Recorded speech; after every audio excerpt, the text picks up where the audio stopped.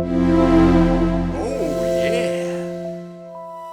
Bless and love, my lords. Welcome to another live interview by Red Lion. This week we have together with us Josh Pierce, an incredible artist. How are you doing, Josh? GM. I am doing fine. It's very early here in California, but I'm up for it. I'm here. I'm drinking my Oh, coffee, wow. and yeah, it's like 7:30, so which is very early 7:30. for Oh, me. thank you so much for coming up from bed to chat with us.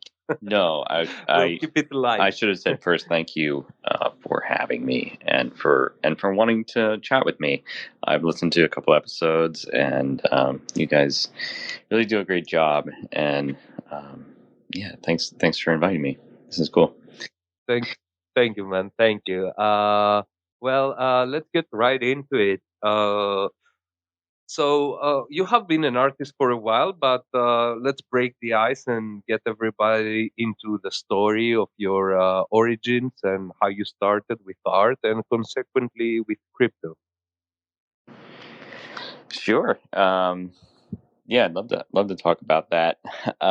Yeah, like you said, I've been an artist. I mean, I've been an artist my whole life. I knew it was in my bones from the get go, and when I was a kid, I would just play with everything. I would be constantly creating with whatever materials I had. I used a lot of construction paper and tape and markers, and I was always building. Always been kind of a constructive, kind of sculptor type of artist, and I will get to how that fits into my work later, but yeah, I work dimensionally. I'm not really, I have a hard time seeing things two dimensionally. So I've always been kind of like that, and constructive, doing things like that. And, I think, this is sort of the short version, but like,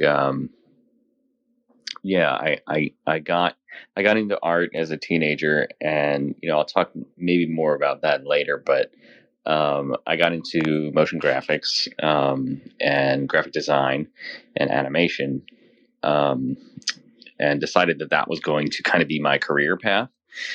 You know, um, How old are you? so I think I decided that I was going to go into graphic design and animation and interactive art, which I really love too. In my late teens, early 20s, and But oh, how how old am I old are now? you now? I just turned 40 this year, so Okay, all right. yeah. Well, the reason I'm asking is because those things had a bloom lately, but like in the past years when you probably were a teenager, it was like a completely different landscape, right? Well, yeah, it's been interesting because around that time, I started learning Cinema 4D in early undergraduate school, so like 2002. And like I don't really talk to almost anyone who's been using Cinema 4D for as long as I have, because it just wasn't that popular. Most people were using Maya or 3ds Max back then. So I've been working in my current software for over 20 years, and it's definitely been an advantage to have that kind of skill, to have that kind of training like as a base. And I've tried to pass that on I too. didn't know Cinema 4D was around for that. Yeah. I was like version 8 or something. It Wow. was like, it was it was very primitive, but Our story with Cinema 4D is when we did the first 3D Beeple cover, and Dudley did it. He installed it on late Saturday, and the cover had to be ready by Sunday, and he did it, man, in 24 hours. Never touched it before. That's great. And that's actually such a good point because Cinema 4D has like such a fast learning curve. I feel like I kind of got into it and I wanted to start teaching. So I did a few workshops with it, and it was incredible how quickly people were able to come up with something interesting because it's pretty intuitive and it's pretty user friendly, especially in the beginning stages. To get some stuff going and to put some things together. So that's a cool story. That's cool to hear. What about Blender? Are you using that? I love Blender, but I don't know it and I don't know how to use it, but I love it conceptually. I see what artists are doing with it. It's incredible. It's extremely powerful. I'm a big fan and proponent of access and, sort of the open source use for it. When I was getting into these things, we had student editions, and I was able to work in the labs, and yada yada yada. There's various other avenues, but it's very hard for young people and young artists to get into software that costs more than they can pay, and so Blender's an incredible tool, and I'm so glad. Cinema for this like 200 a month or something like that. C4D, no, it's not that much. Yeah, I forget. I pay it yearly. I think the yearly is like 700 something. Still a lot of money, man.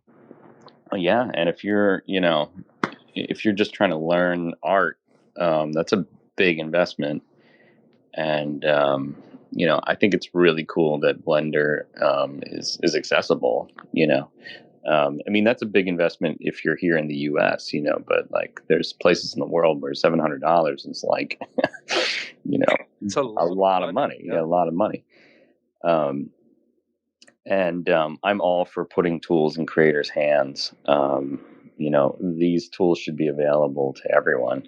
And I believe I've always believed in the open source concept. That doesn't mean it can't coexist with, with the consumer market.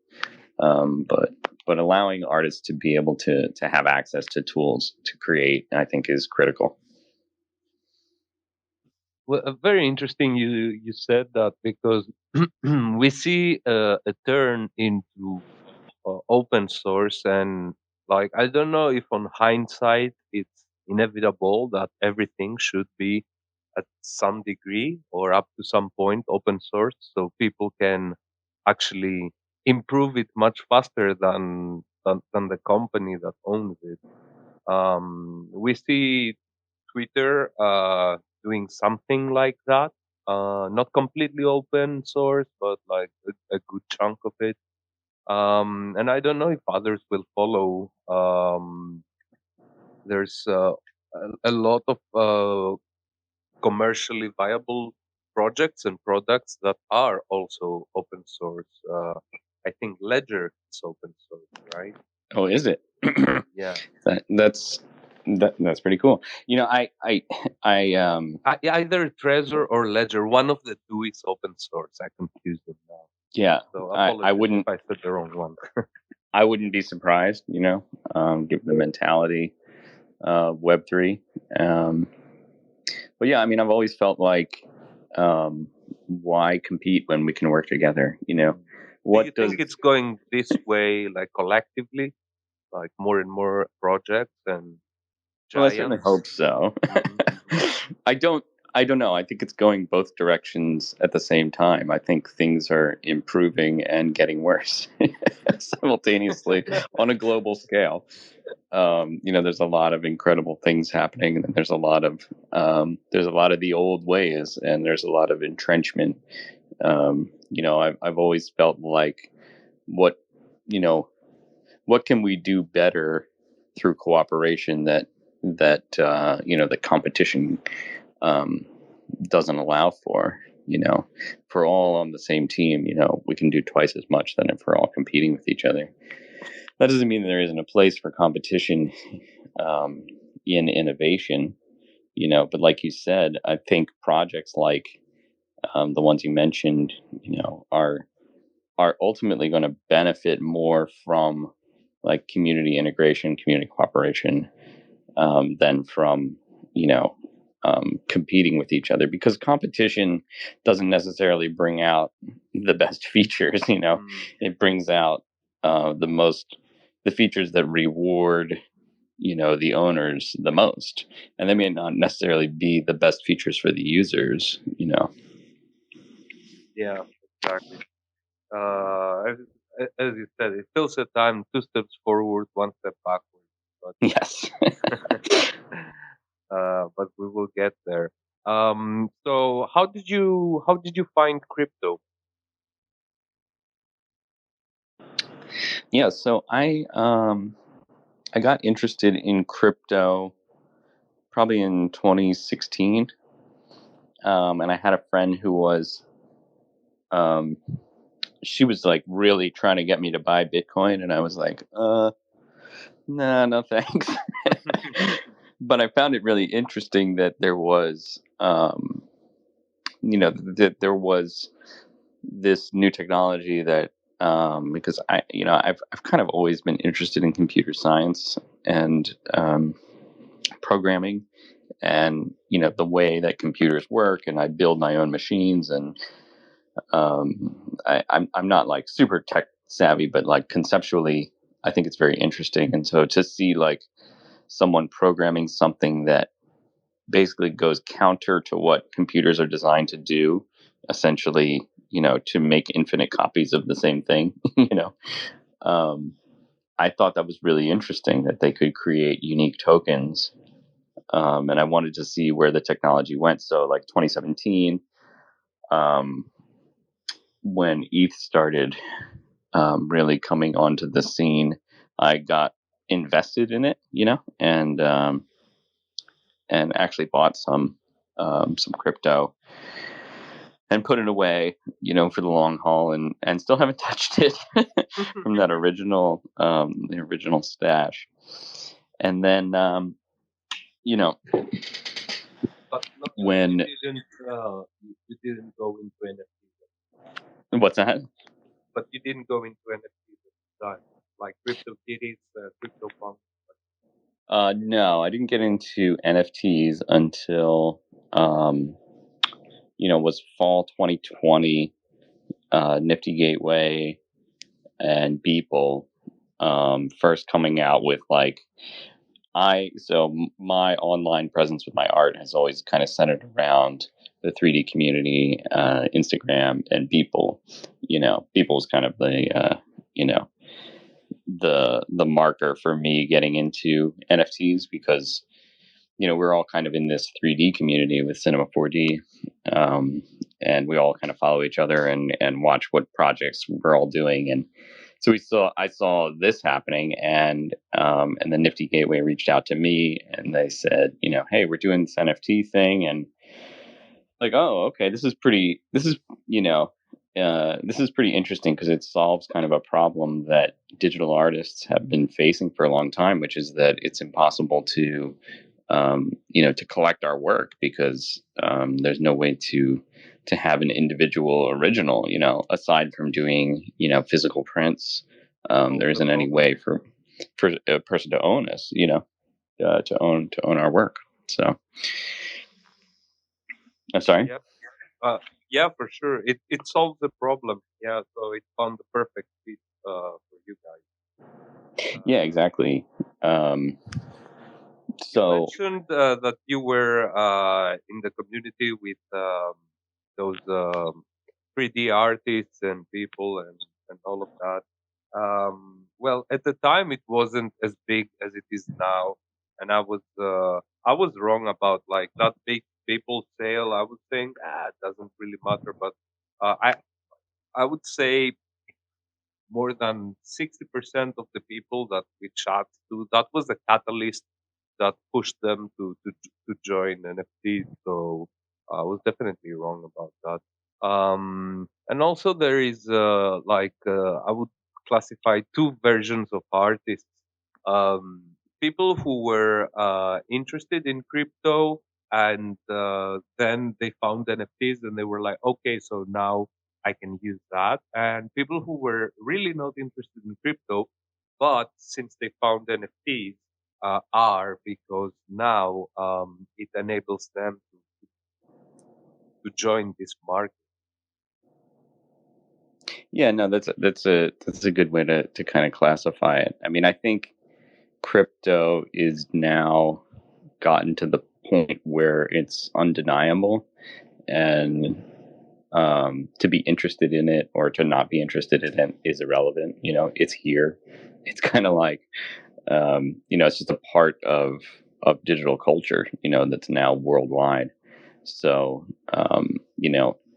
you can ignore it only for so long, but as the technology grows and as future generations get introduced to it, it's just going to become a part of, of the culture of humanity, worldwide. So it's going to be here. It's going to stay, and um, you know, it's cool to be a part of it. I mean, it's cool to be kind of at this intersection of art and technology right now, where we get to be a part of um, kind of this new thing that's happening, which is pretty incredible.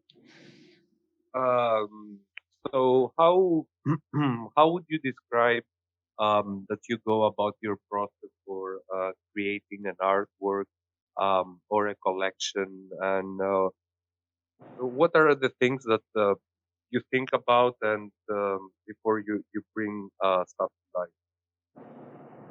Yeah, I'd love to talk about like kind of my process. This entire venture of my life. Like I said, I've always been an artist, but I kind of used to do these like meditative drawings. I would do a lot of pen and ink drawings, and it would kind of bring me into a meditative state and bring me into the present moment. And like, I guess, throughout my 20s, there was a lot of, difficulty, a lot of struggle, a lot of depression, a lot of trying to find myself. And, I kind of found a way through. I found some help, and I got connected to some really great people. And what I started doing was incorporating meditation into my life. And one of the ways that I did that was to use art as a meditation. And I really think that art can connect us to something deeper inside of ourselves. And so, I started doing these creations on a daily basis, as a practice. I would just sit for an hour and create something, and let that take me into the moment, and to work on my subconscious and to work on my inner world, to have a moment of peace, to have a moment of calm, to to give myself an outlet for uncomfortable feelings, and for all the feelings that I was having that were difficult to communicate to other people. And that's one of the things that art can do. It communicates things that we can't communicate in words.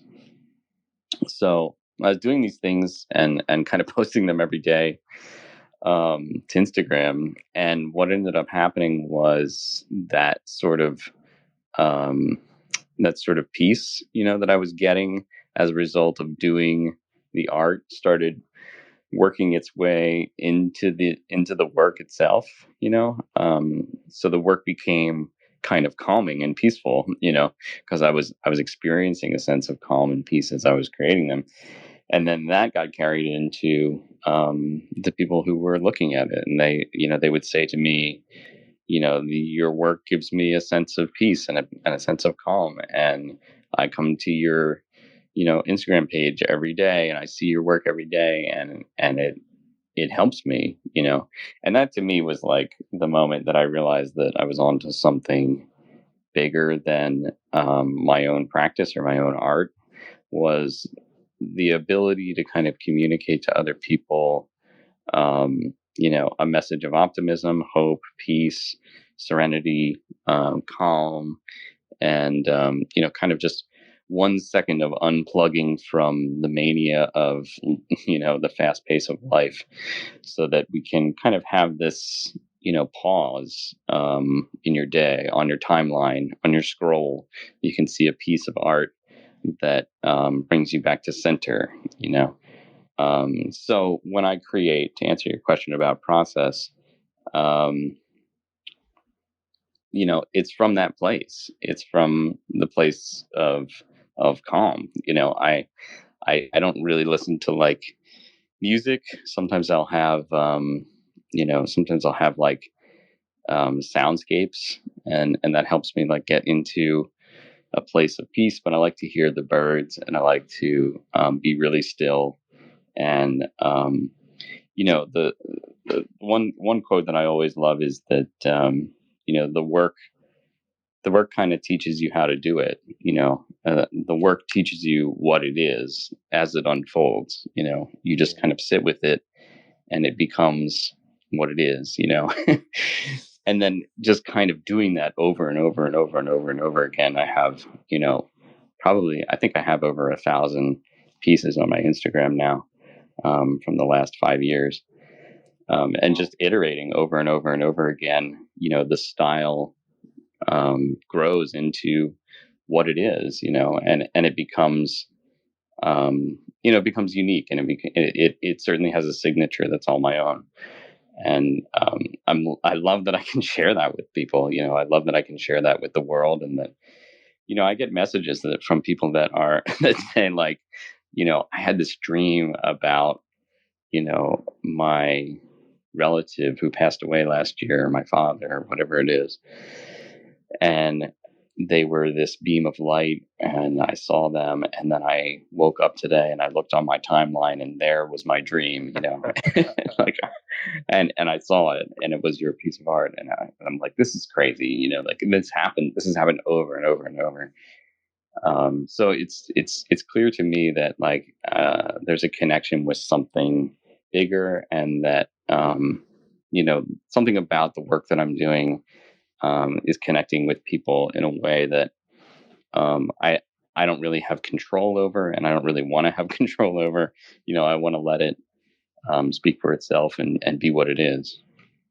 I love it, man. A peaceful and tranquil process um, to bring out these feelings that everybody has when looking at it. But how would you describe your art aesthetically? Um, that's a funny question. Sometimes I'll just sometimes I'll talk. I meet lots of people, and they'll say, what kind of art do you make?" Mhm. And I'm like, how do Well, I describe it if you've I never seen it? understand that when you meet randoms and you say what you do and they make a very specific wrong question, it's very hard to answer, right? Yeah, Like, I like oh, to you say work with that. crypto? Yes. How Yeah. much Bitcoin do you have? How many bored apes do you have? Yeah, exactly. Yeah, I usually don't. When I'm meeting a random person, yeah, I usually say something like, I make digital art. I make, you know, one of my phrases that I came up with is that I make spiritually inspired fantasy dreamscapes, I like that. which I think is a good description. Doesn't really capture the essence too well, but it's not bad. It's not too shabby. I think it's Um, spot on. okay, good. Yeah. I like to create spaces. I think the work is actually something that we enter into.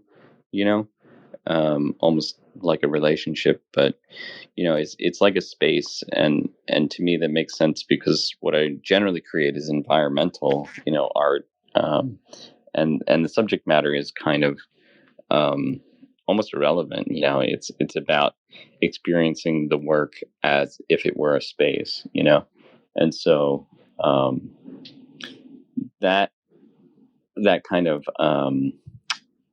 immersive idea is, I think, really important to the work because it almost takes you out of the present moment and into, not out of the present moment, out of the stream of thinking and into the present moment. Hmm. Uh, It's like, I I would like say, like the. Yeah, sorry. trans Go it, ahead. it, I would say that like the goal is kind of to transport and to transform, you know. Transport and transform. Yeah, I like that. We will steal some of that for our article. I like the language so much. So you said you joined when you joined more actively the space when the people sale happened. And you saw it from like the inside out because you were part of that Cinema 4D crew of artists, let's say. So, how can you describe us the spirit and like what was going on from the inside out back then? That's such a cool question. It was ecstatic, you know. It was explosive, you know. Um, I can imagine the enthusiasm, right? it was so the enthusiasm was overwhelming, you know. Um, yeah, watching what happened with people, you know, we all, you know, people had several million followers, and he wasn't a nobody when this started, but he wasn't an international art star either yet. Mm. Um, so when that took off, and then, you know, I didn't actually even have Twitter until that started, and I started on Super Rare. I minted my Genesis on Super Rare in January of 2021, and How did you get in? Was it through a straightforward process, or was it through backroom um, dealing? I, I want to say it was straightforward, but given those two classifications, I guess it was a backroom deal because Yeah. I just messaged them on Instagram. I said, because I think I saw some other artists dropping there, and I said, oh, maybe I should try doing a piece on Super Rare. And I I actually decided to like go ahead and just, you know, reach out to them and see what they had to say. Um, and they were like, oh yeah, let's have an onboarding call, and then I was there, you know. And that it wasn't that overwhelmingly yeah, competitive yet, I guess. I was Well, on it an was. onboarding There call were with. a lot of artists even Sorry, go ahead. in order to bring out the super rare vision that it is today. It had to be a little bit more exclusive. So I kind of understand. And at the time, I was against it, but they did a great job, like creating their platform and maintaining it. And now they have transparent processes with their DAO and their coin, so it's all good now. But I always find it funny to ask uh, artists that were in super rare super early, how did they get Yeah, I mean, I wasn't. Yeah, I didn't even know. I didn't even know what it was at first. Like I got in there, and then it was weeks before I even was like, I had it on my like to do list. It was like put a piece up on Super Rare, and I was like, oh, I got to get around to that thing, you know, because I didn't really even think yet that it was going to, be what it was, and or that it would even sell, or that people would even want to, buy art, you know. it? Did it sell, Um, and for how much? Yeah, it sold, and I it sold, and I kind of screwed it up because someone bid. I had a price on it of 2 ETH, and someone bid 3, and I didn't accept the bid right away, and then someone bought it for the list price of 2. So, and I was Oh, like, oh, like okay, that's something that was weird. I someone okay. bid So you 3, mixed list and then price and someone rugged reserve it. Yeah. price. Yeah. Someone pulled it out from under the other bidder, which is sort of a weird thing that like wouldn't probably never happen today. That a collector would bid for more than the asking price. Um, Well, so I maybe he thought it was like the reserve price. So. Yeah, it must have been. I mean, I don't really know what happened, but that piece actually ended up. It was in it was in a collector's collection, and then that collector sold their whole catalog through Sotheby's last year, and then it was resold on Sotheby's in secondary market, which was kind of Nice. cool. Congratulations. Oh, thanks. Nice to have a piece on Sotheby's, sold by Sotheby's. Especially, as you said, in 2021, nobody knew how to sell that, and 1, 2 years later, you have a piece on Sotheby's. That's really cool, right? Yeah, that was pretty cool. And it's just neat to see like the provenance, like that is my Genesis piece, and it was like the first piece minted from my proprietary wallet, and then it ends up going through these other channels, and you can actually like follow the piece, through Sotheby's and through to the final collector where it is now. And it's just amazing to see like where will these things be in 10 years, like where that's what's so cool about the blockchain, is that we get to watch it, and it stays. It's going to be somewhere, and you can go and see where it's been.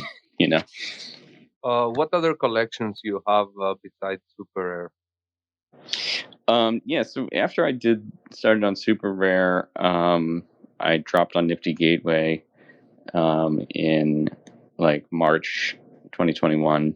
Woohoo! During And the it was it was madness. And I dropped my Portals collection, and which was just sort of it was kind of a back catalog of some of my favorite work from the past years of creating. And that was all open editions, and it's just it's just a massive number of editions, and they're out there, and you can pick them up. So there was I did a number of Nifty Gateway drops, and then I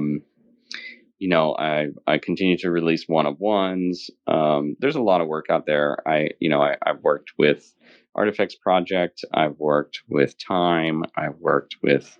I just had an auction with Sotheby's. Oh, sorry. What you mean, Time? Time magazine, Time piece. Yes, with Time. Yeah, we did it.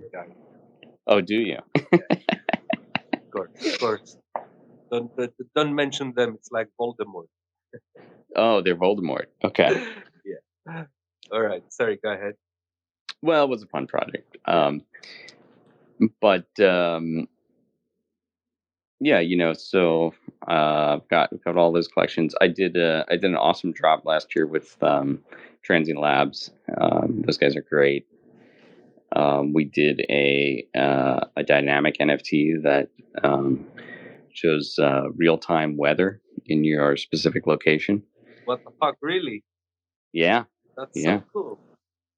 For example, can you have it as background? And can it like also show you the weather with its changes? I don't know. Yep, that's exactly the whole idea with it. Oh wow, that's so cool. Yeah, we're still trying to get the tech working with a digital frame, because we haven't been able to find a frame manufacturer that supports dynamic NFTs fully. But when it does, you should talk with it's our going to be very friend cool. Artus von Fram. So this is what they do. They do frames. Frames that support dynamic NFTs. Yeah, they also development. We were talking, and they were doing development of like having a digital frame being like custom to the artwork and have like correction here and there. And I don't know what they're doing with the physical frame. Well, it'd be rad. Like, It's a cool project if you're looking for a good framer. yeah, I mean, I'd love for you to put me in touch with them. That would be awesome. Yep. Yeah, frames are cool. Yeah, I mean, I think the idea with that is that it would be really neat to have, a frame in your house that shows you the weather, and it's constantly updating because it shows relative temperature, it shows day and night, and it shows, um, over 30 different weather conditions. Um, so it was a ton of work actually to like create all, and it's all animated, and each condition has its own particular sound design that I created. And there's also like even little Easter eggs.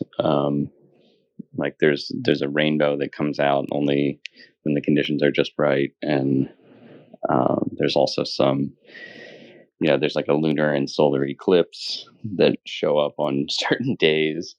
Um, it's a really cool piece, and it has that sense of um, calm that my work always has. So it'd be really Yeah, cool to have that, and that's cool. some people have it in their house and they just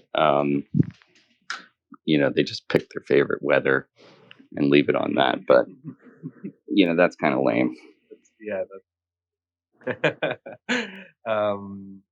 what do you think?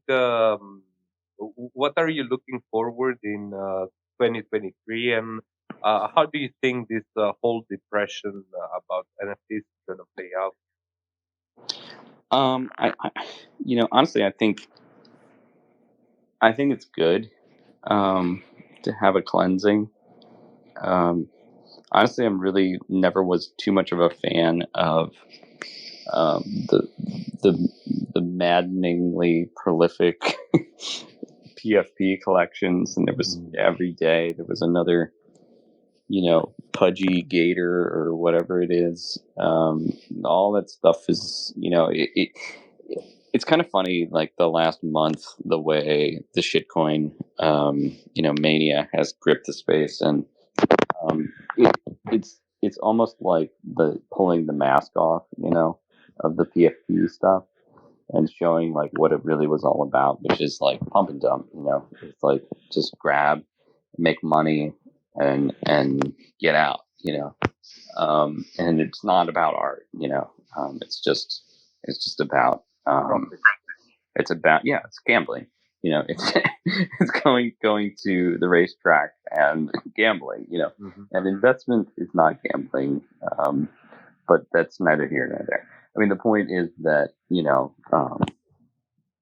I feel like I'm glad that that kind of um, risky investment, stuff is getting decoupled from art, and art creation, and the provenance of digital art on the internet. I really don't want art to be synonymous. I don't want NFTs to be synonymous with risky investing.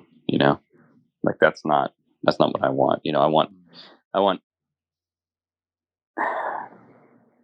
It's hard to say because NFTs have such a wide use application.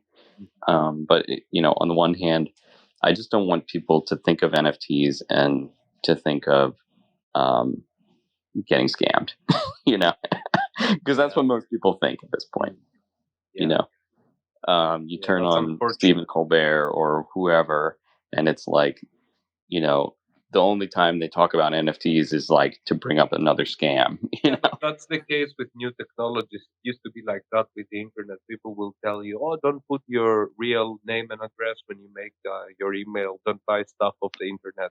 You'll get right? scammed." Yeah. And then with crypto, again and again and again, and now with NFTs. So some Yeah, part of it is just natural, I guess, yeah. It's like part of the evolution. you know, eh, most people when they hear the word NFTs, they're like, "Oh, you mean that scam that we all stopped falling for over a year ago? Yeah, That's what you work in." yeah, that's so unfortunate, man, and it grinds my cheese. To be in the space and then it's like this dead and yeah, but you mentioned art decoupling, and I think that is super true. I think art has decoupled from all the noise and it's on its own steady pace. All the good artists are selling out, and I mean all of them. Even smaller artists have sales. Of course, as Dudley says, we don't see the people that don't make it or the people that fail. So you can't really know or be sure, but it definitely feels like it has been coupled, at least to a certain point. Yeah, and I hope that on the one hand, I think it's incredible that we're now able to have a marketplace and an ability to sell our work digitally. Um, but I also hope that that doesn't become a roadblock. Like if you can't sell, you don't create. Because I'm always going to be creating, and when I was creating before, I wasn't selling. I was just creating to share something with the world, and people connected with it. And I think that's the most fundamental motivation as an artist. And I think most artists will connect with that, and maybe that is a good thing. Um, and I think like putting your heart and soul into the work, it always comes first, and believing in yourself and believing in your own work. You don't see the people who don't make it, but I hope that doesn't mean that they stop creating. You know what I mean? Yeah, it's hard, man. Reality sometimes settles in differently, but yeah, I know what you mean. Yeah, because I always had to have a job as well. But I was doing art as part of my, wasn't a hobby, but it was my calling, and it was it was what I was doing. It didn't really matter if I was getting money for it or not, and I still don't really think it matters. Like I don't really care that much about money, and about getting the money. I think success in my work is just having people see it. Having it in front of as many people as as possible. Um, because I think that the message that's within it, um, is more important. Obviously, like we live in a world where you know um, we have to survive, we have to eat, we have to pay rent. So it's nice when those things can line up, but it doesn't necessarily have to be. Mm. I know it's far away for you, but are you coming to Lisbon? NFT Lisbon. Mm-hmm. When is it? 7th to 9th of June. I mean, no, I don't think I'll be there. Why? I was Everybody's just going. I was just in France, and it was really cool. I liked being in Europe. It was the first time I've been in a long time. Um, I actually had a piece there that was up in Lisbon last year. Um, but yeah, I don't have any plans to have any work there or to come. So Man, everybody's coming. You yeah, should everybody's coming. join us. Yes, yes. We are also doing a nice picnic there. We will have a space inside the conference. We just got an email. Woohoo!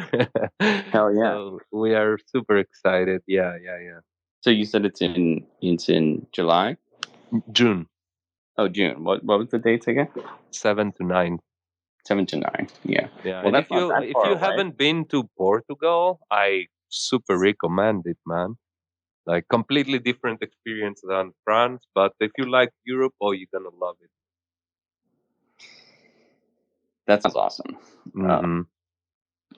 I really would like to get to Portugal soon, Yeah, man. but I don't think it's going to happen next month, unfortunately. Quick flights to East Coast, and then from East Coast, a jump over Europe. Yeah, no, it's when I flew to France, it really wasn't that bad. Hmm. Um, it really was pretty quick. Yeah, for France, maybe you could even have direct from LA. I don't know. It's future. Yeah, I got a direct flight home for sure. Yeah, that's good. 11 hours. Oh wow, I did the same. Did you go to New York? Yeah, on the way there, I flew through New York. Um, No, I mean for like NFT and Wave 2. No, I missed that too. That's so. I've been very out of the IRL events lately, which has been a bummer. But I mean, I was in France and I saw a bunch of artists there. That was just for our auction, and then when I Yeah. came back, there was um, there was a lot of people here in LA for what was essentially NFT LA, Mm. and I saw a lot of my friends from all over here. And I decided like I didn't need to go to New York, but um, part of me wishes I had because it seemed like it was really good this year. But I went the last 2 years before that, and it was always great. Yeah, New York is it's great as a city, but the Paris was such a vibe. So you got the good one for sure. Yeah. That was great. All right, guys. Thanks for sticking up on the audience. If you have any questions or you would like to join the conversation, just request and we'll pass the mic on to you. Um, I think we are more or less done. I One last question I had was do you collect art and do you have any artists that you love to collect and inspire you for your own art? Yeah, sure. I mostly try to pick up little works from friends, other artists who are friends. You know, So you do a little bit more of a social collecting. yeah, it's a little bit more social collecting. I'll always try and grab an edition, here and there from friends of mine. But that isn't as if to say that like my friends aren't very desirable Super to talented, yeah. collect and talented, and like having an edition of Ryan Talbot is like amazing, and he's a super good friend of mine.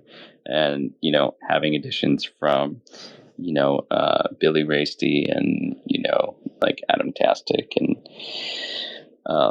Mr. Fesk and all these other people that I've always been really close with, and other artists, Thank You X and Victor Mascara and Fuck Render and other people that work in 3D, like him and David Ariev and um, there's too many to name.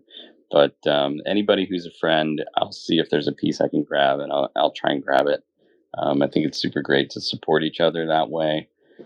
I don't go too much into like trying to snag big pieces or do it as an investment. But I just love to have I love to have these pieces, in my collection, just like a little bit of everybody. Yeah, I like that. Little bit of everybody. Very Yeah, nice, it's man. nice that we can do that. Mm. That we can have the big ticket one of ones, and then we can have um, editions that are easier to get your hands on.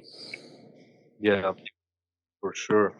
I will send you a DM asking for some of your friends maybe to interview next. We are doing this thing where we um, try to get the next guest from the previous guest now, like as a chain, see where it goes. No, that's cool. I wonder who recommended me. With recommendation. And I hope we FOMOed you nicely so you join in Lisbon. Oh my god, it does sound very nice. Do you have anything before we close? Um, do you want to say something that we didn't ask, maybe?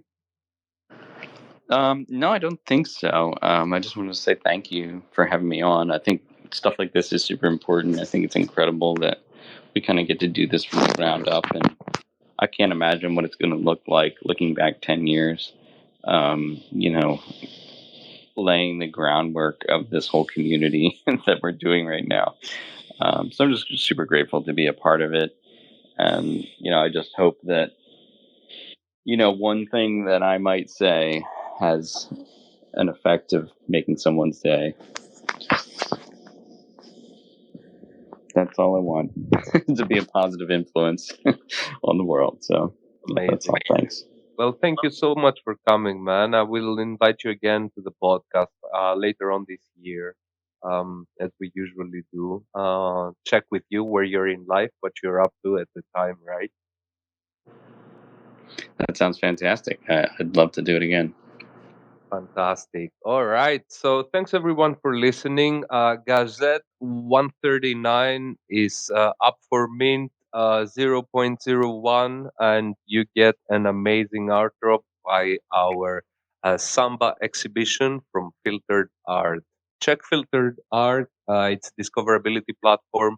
You can add your art, and collectors can find it very easily with a scroll, and we are doing this Samba curated collection with artists from Brazil. So if you mint, you also get an amazing artwork from incredible Brazilian artists. So yeah, thanks everyone for listening. We will put some fun podcasts and shows during this week. I'm talking with Darvid. We tried NFT coffee yesterday. People really liked it, so we will do something like that. Yeah. All right. Have a great day, everyone. Thanks for listening. Bye bye. Thank you again. Take care.